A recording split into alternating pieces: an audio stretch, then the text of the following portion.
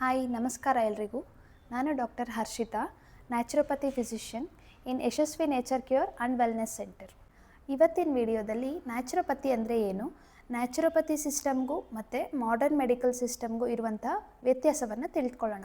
Naturopathy ಅಂದರೆ ವರ್ಡಲ್ಲೇ ಇದೆ, ನ್ಯಾಚುರಲ್ಲಾಗಿ ನಾವು ಡಿಸೀಸಸ್ನ ಟ್ರೀಟ್ ಮಾಡುವಂಥದ್ದು ವಿತೌಟ್ ಯೂಸಿಂಗ್ ಎನಿ ಡ್ರಗ್ಸ್, ಅಂದರೆ ಡ್ರಗ್ಲೆಸ್ ಸಿಸ್ಟಮ್ ಅಂತ ಹೇಳ್ತೀವಿ.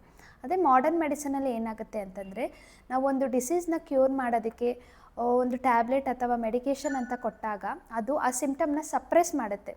ಬಟ್ ನ್ಯಾಚುರೋಪತಿ ಏನು ಮಾಡುತ್ತೆ ಅಂತಂದರೆ ರೂಟ್ ಕಾಸನ್ನು ಟ್ರೀಟ್ ಮಾಡುತ್ತೆ, ಅಂದರೆ ಮೂಲದಿಂದ ಅದನ್ನು ಕ್ಯೂರ್ ಮಾಡುತ್ತೆ ಅಂತ ಹೇಳ್ಬೋದು.